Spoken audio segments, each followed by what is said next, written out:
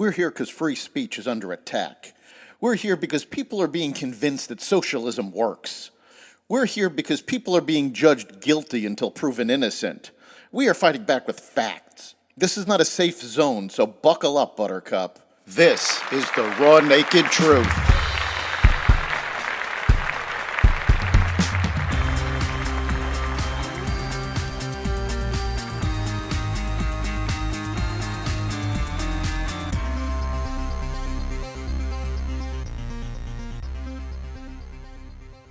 Hillary Clinton attacks Trump supporters again.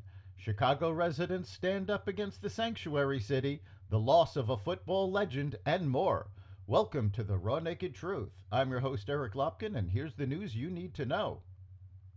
Still unable to accept her 2016 presidential defeat, Hillary Clinton called for a formal deprogramming for many supporters of former President Trump during a new CNN interview.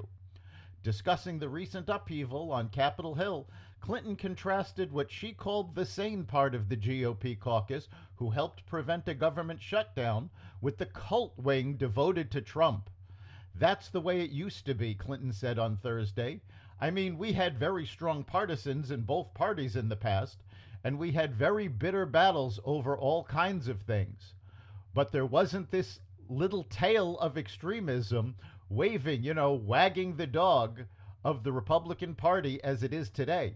And sadly, so many of those extremists, those MAGA extremists, take their marching orders from Donald Trump, who has no credibility left by any measure. He's only in it for himself. He's now defending himself in civil actions and criminal actions, and when do they break with him?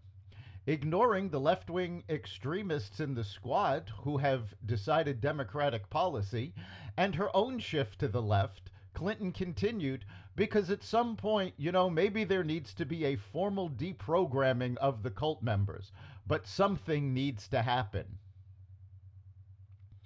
U.S. job growth unexpectedly accelerated in September, defying fears of a slowdown in hiring, even as the labor market confronts the twin threats of sticky inflation and high interest rates.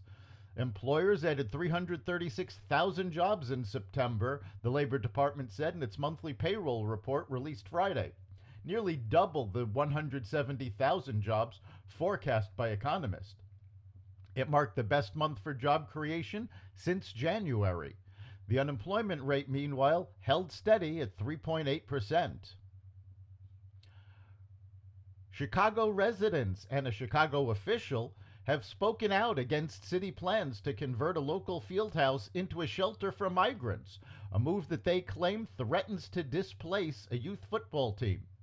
Chicago Alderman Chris Telefero released a statement Monday confirming that he received notice the previous week that the city intended to use the Amundsen Park Fieldhouse to house roughly 200 migrants. On Friday, September 29th, 2023, I was informed by Deputy Chief of Staff Christina Pasion-Zayas that a decision had been made to utilize Amundsen Park to house approximately 200 migrants. I immediately informed Deputy Pasion-Zayas that I strongly opposed the proposal and that this would adversely affect the neighborhood and park programming. Teleferio's statement read, "This proposal disregards the issues of public safety that are of great neighborhood concern and that our police department has been working tirelessly to turn around. It overlooks the programming that is enjoyed by our senior and youth residents that actively utilize the park." The battle that Penn swimmer Leah Thomas started nearly 2 years ago, when the biological male swimmer proudly held firm to an NCAA Women's Swimming National Championship trophy, took a twist Thursday in Virginia, where 10 members of the Roanoke College women's swim team stood up as a group to speak out for fairness in sports, after a biological male attempted to join their team.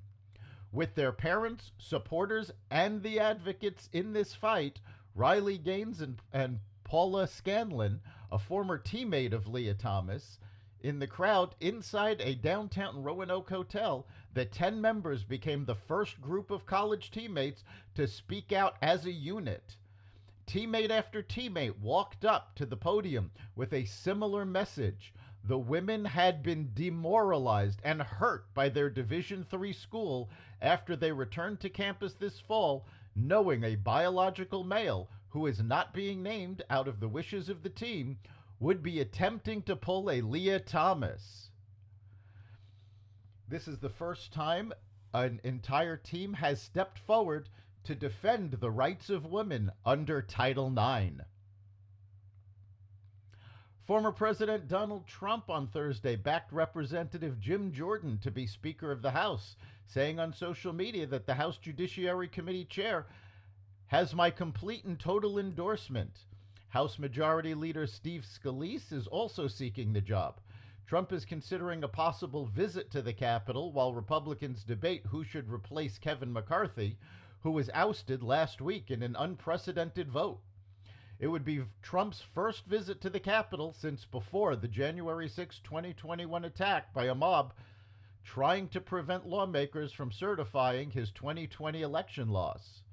A few Republicans have suggested Trump himself for interim speaker, but that is unlikely to occur. Finally, Pro Football Hall of Fame linebacker Dick Butkus died peacefully in his sleep at his Malibu, California home, his family said Thursday. He was 80 years old. Butkus was fast and powerful with the versatility to stop runs up the middle or drop back and foil pass attempts. He was first-team All-Pro 5 times and made the Pro Bowl game 8 times.